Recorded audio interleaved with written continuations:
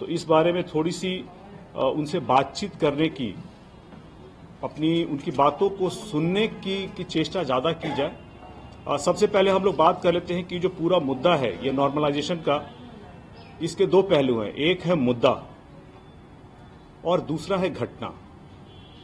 तो जो नॉर्मलाइजेशन का मुद्दा है वो मुद्दा यह है कि किस तरह से अलग अलग परीक्षाएं, चूंकि अभ्यर्थी बहुत ज़्यादा हो जाते हैं, तो किस तरह से इस तरह की कॉम्पिटिटिव एग्जाम, चूंकि मैंने खुद कॉम्पिटिटिव एग्जाम लिया हुआ है, उसको लेकर के हम आज अलग अलग, चाहे एमबीए की पढ़ाई हो, चाहे एसआरसीसी में एडमिशन की बात हो, चाहे डीयू में पढ़ाई की बात हो, तो और जब मैंने एमबीए के बाद जो नौकरी भी की तो वहां भी कॉम्पिटिटिव एग्जाम्स के थ्रू ही होता था। तो हम लोग भली भांति इस चीज से परिचित हैं कि जो भी कॉम्पिटिटिव एग्जाम्स होते हैं वो बड़े टफ होते हैं, कठिन होते हैं। जितने भी हमारे प्रशासनिक अधिकारी हैं वो भी इस प्रक्रिया के तहत, जो सिविल सर्विसेज की परीक्षा होती है उसकी प्रक्रिया के तहत ही चयन होकर के आते हैं।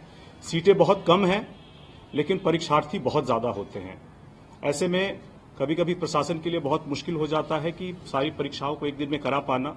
अलग अलग सेंटर्स होते हैं और अलग अलग दिनों में होते हैं। तो इन्हीं सब चीज़ों को लेकर के कि किस तरह से नॉर्मलाइजेशन के थ्रू सभी अभ्यर्थियों को इसका समान लाभ मिले, ये एक प्रक्रिया है। इसके 3 प्रमुख बिंदु हैं। सबसे पहली है इसमें हमारी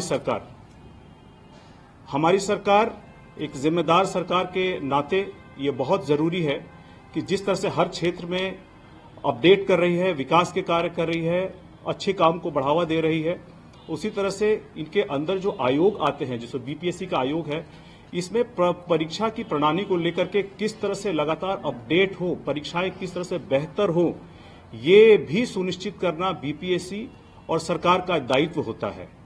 इसी के साथ में दूसरा पक्ष होता है अभ्यर्थियों का। जो हमारे अभ्यर्थी हैं, नई परीक्षा की प्रणाली आने के कारण उनकी तैयारी में, उनकी उम्मीदों को लेकर के, उनकी आकांक्षाओं को लेकर के कुछ चिंताएं होती हैं जिसको कि एड्रेस करने की बहुत जरूरत है। और इसमें तीसरा पक्ष है एक ऐसा राजनीतिक दल जो कि अभी हो चुका है अप्रासंगिक।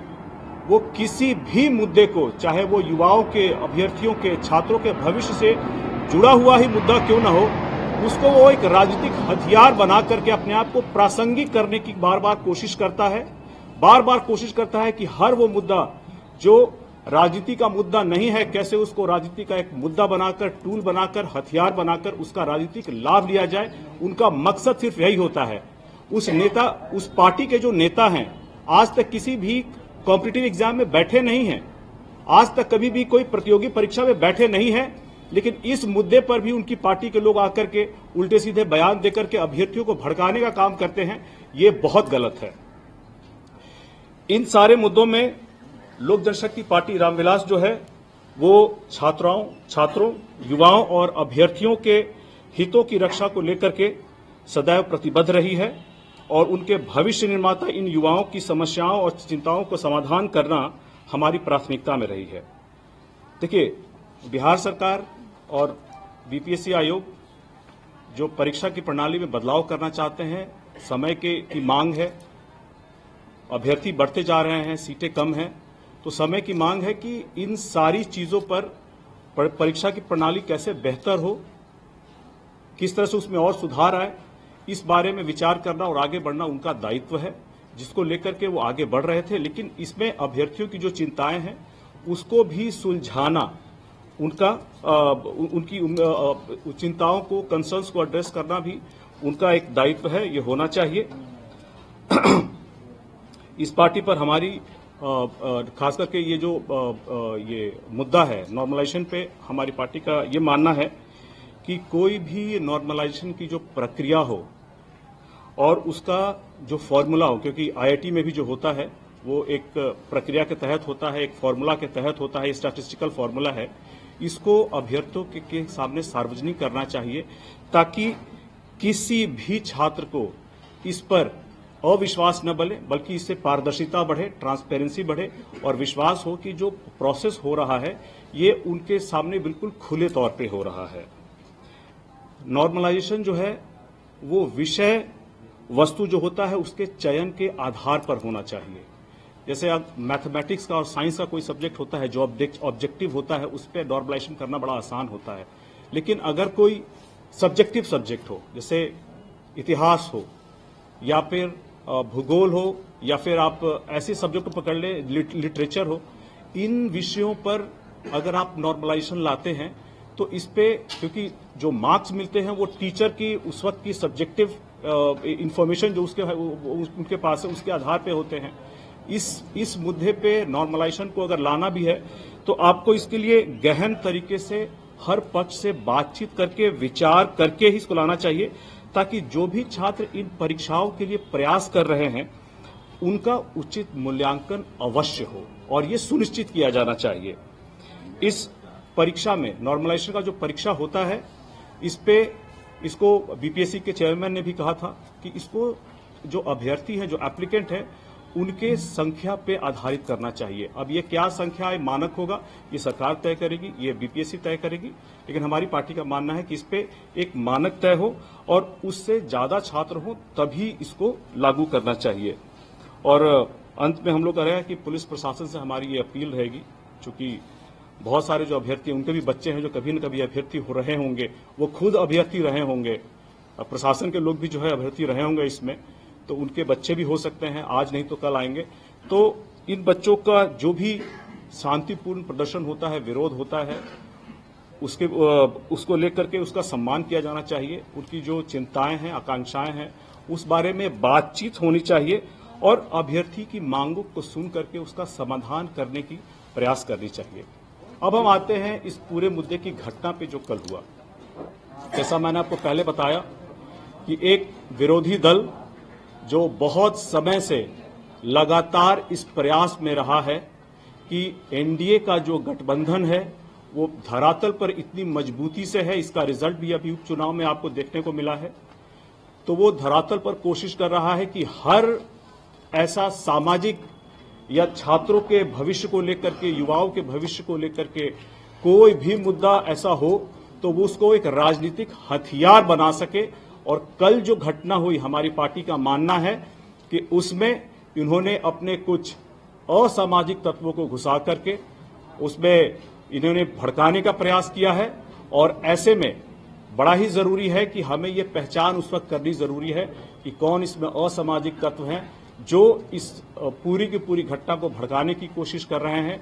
एक राजनीतिक दल जो मुझे लगता है जो ये जांच होनी चाहिए, जो बहुत अप्रासंगिक हो चुका है, उसके नेता जो कभी तक किसी कॉम्पिटिटिव एग्जाम में आज तक गए नहीं हैं, इन्होंने इसको भड़काने की कोशिश की है, एक राजनीतिक मुद्दा बनाने की कोशिश की है, जो कि नहीं होना चाहिए था। ये युवाओं की, अभ्यर्थियों के भविष्य का सवाल है और हमारी पार्टी ऐसे में ये जितने भी मुद्दे हैं उस पर चाहेगी कि संवेदनशील एक इस पे रवैया रखे और इसमें सरकार और जो अभ्यर्थी हैं उन दोनों के बीच में लगातार बातचीत होनी चाहिए। खास करके चूंकि ये जो एग्जाम है, प्रीलिम्स का एग्जाम अब होने वाला है 13 दिसंबर को और छात्र रोड पे थे, उस वक्त धरना प्रदर्शन हो रहा था, तो हमारी अपील रहेगी कि चूंकि परीक्षा बहुत नजदीक है और परीक्षा नजदीक होने के कारण आपको, चूंकि आपने एप्लीकेशन भरा है, आपको इस बारे में लेकर के गंभीर हैं, तो आपको अभी तुरंत तैयारियों में जुट जाना चाहिए और अपनी परीक्षा को बहुत ही सीरियसली लेकर के कोशिश करनी चाहिए कि इस परीक्षा में आप उत्तीर्ण हो सके। इस मामले में हमारा अंतिम विचार यह है कि अगर जरूरत पड़ी तो हमारी पार्टी का एक प्रतिनिधि मंडल जाकर के इस मुद्दे पर, नॉर्मलाइजेशन के मुद्दे पर बीपीएससी अध्यक्ष से इस पे मुलाकात कर सकती है और कैसे इस मुद्दे को सौहार्दपूर्ण तरीके से, एक बड़ा ही कलेक्टिव तरीके से इसको हम कैसे हल कर सकते हैं, इस पे कैसे सकारात्मक चर्चा हो सकती है, इस पे कैसे और संवाद हो सकता है, इस बारे में भी हम लोग पहल करने के बारे में सोच सकते हैं। छात्र नेता दिलीप की गिरफ्तारी हुई था, उनको जेल भेजने की तैयारी की जा रही है, जो क्या उसको छुड़ाने का प्रोटेक्शन को वो पूरा लीड कर रहे थे इस आंदोलन में और उनको जेल भेजा गया कि हम लोग इस बारे में रहेगा कि हमें पूरी जानकारी अभी इस बारे में नहीं है। हम लोग जानकारी एकत्रित करेंगे। कल रात की घटना है, पुलिस से, प्रशासन से बात करेंगे और कोशिश करेंगे कि जो इसमें उचित न्याय हो, चाहे छात्र नेता को लेकर के हो, चाहे प्रशासन का पक्ष हो, इस बारे में संवाद स्थापित करके जो भी न्यायपूर्ण फैसला हो सकता है इसमें वही न्यायपूर्ण फैसला हो, उस पर न्यायपूर्ण कार्रवाई हो सकती है। उसके ऊपर हो। आपने कहा कि एक किसी खास पार्टी ने भड़काने का प्रयास किया जी। कौन? आरजेडी भड़का रही थी आंदोलन को, नाम नहीं ले रहे हैं, कौन पार्टी है, कौन नेता है?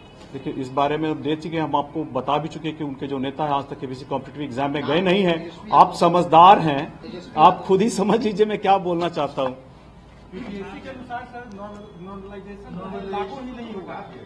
हाँ, इसलिए बता रहा हूं कि बीपीएससी ने उसके बाद एक सर्कुलर भी निकाला कि जो 17वीं प्रीलिम की परीक्षा है उसमें नॉर्मलाइजेशन कहीं से लागू नहीं है। उसके बावजूद भी इस मुद्दे को तूल देने की कोशिश की गई, हवा देने की कोशिश की गई और अपनी राजनीतिक रोटियां सेकने की कोशिश की गई। अपने आप को प्रासंगिक बनाने के लिए युवाओं के भविष्य से खेलने की कोशिश की गई, जो कि गलत है। अभ्यर्थियों की 3 मांगे थी जी। एक मांग तो जिस पर स्पष्टीकरण आ चुका है बीपीएससी का, 2 मांगे बची हुई है। पहला तो उनका ये भी था कि सर्वर खराब था, फॉर्म नहीं भर पाए अभ्यर्थी, और दूसरी मांग है कि अभी आपने भी कहा अभ्यर्थियों के हित में फैसला होना चाहिए कि एग्जाम डेट को बढ़ाना चाहिए। क्या लगता है इस पर भी विचार होगा जब आपका एक प्रतिनिधि मंडल जाएगा, तो क्या ये भी बात रखेगा? देखिए, अभ्यर्थी अगर उस वक्त सर्वर की गड़बड़ी कारण अगर नहीं अप्लाई कर पाए हैं, इस बारे में बीपीएससी ने और मेरे ख्याल से बीपीएससी चेयरमैन ने से एक स्पष्टीकरण दे दिया है, तो उस पर हम लोग ज्यादा प्रतिक्रिया अब उस पर प्रतिक्रिया नहीं दे पाएंगे। एग्जाम डेट एक्सटेंड करने की बात रही है। देखिए, पर्याप्त समय सरकार ने दिया था सबको तैयारी करने के लिए। ऐसे में अगर एग्जाम डेट को बढ़ाने के बारे में भी अगर बात करना चाहते हैं तो हम लोग को इसमें अब चाहिए कि प्रतिनिधि मंडल छात्रों की तरफ से भी जाकर के उनसे बीपीएससी से बात करें और जहां हम लोगों की मदद चाहिए होगी हम लोग उसमें कोशिश करेंगे कि हम उनकी मदद कर सकें। अरुण भारती जी, कल पशुपति पारस ने कहा कि हम एनडीए में अभी हैं, मौजूद हैं एनडीए और सम्मानजनक सीटों पर समझौता नहीं होगा तो 243 सीटों पर हम चुनाव लड़ेंगे। शुभकामनाएं हैं उनको, तो आप शुभकामनाएं मानते हैं हैं कि वो एनडीए में हैं? देखिए, इस बारे में हमारे गठबंधन दल के हमारे जितने भी सहयोगी लोग हैं, सहयोगी नेता हैं, बड़े नेता हैं, उन्होंने पहले से ही अपना वक्तव्य दे दिया है। अपने आप को प्रासंगिक करने के लिए अगर वो मानते हैं एनडीए का हिस्सा है तो वो होंगे। इसमें हम लोग को पहले भी बहुत कुछ बोल चुके हैं, अब इस पे और प्रतिक्रिया देना हम लोग का औचित्य नहीं है। आपने आंदोलन खत्म करवाया था, महीनों बीत गए, इसमें क्या हुआ? नीतीश कुमार से कई बार बातचीत आपके नेता की हुई, पशुपति कुमार पारस उस मुद्दे को लेकर जेल जाने को तैयार है, तो क्योंकि आप गए थे आंदोलन को खत्म करवाए थे आप। जी बिल्कुल। देखिए, अब तक तो नहीं दिखा। चौकीदार और दफादार का जो मुद्दा है उसको लेकर के हमारे राष्ट्रीय अध्यक्ष चिराग पासवान जी मुख्यमंत्री जी से मिले थे। उन्होंने अपना पक्ष रखा और अभी फिलहाल कल जो बॉम्बे गए थे, वहां की सरकार के ओथ के मुख्यमंत्री जो बने देवेंद्र फडणवीस जी, उनको मुबारकबाद है, शुभकामनाएं हैं। उनके ओथ में गए थे, वहां भी इस बारे में चर्चा हुई है। इस बारे में प्रक्रिया चल रही है, थोड़ा समय दे, आपको एक सकारात्मक रिजल्ट ही देखने को मिलेगा। रही बात एक अन्य दल की जिसकी आप बात कर रहे हैं कि वो जेल जाने के लिए तैयार हैं, घर से निकल करके कम से कम जनता के बीच में चले जाएं पहले, इसके बाद जेल चले जाएं। 1 महीना सुपर हो गया, कुछ हुआ नहीं, अभी भी कर रहे हैं। होगा। देखिए, प्रक्रियाओं में वक्त लगता है, प्रशासनिक चीजें हैं, कई जगह से अप्रूवल होना रहता है, तो प्रशासनिक प्रक्रियाएं उसमें समय लगता है। ठीक है, धन्यवाद।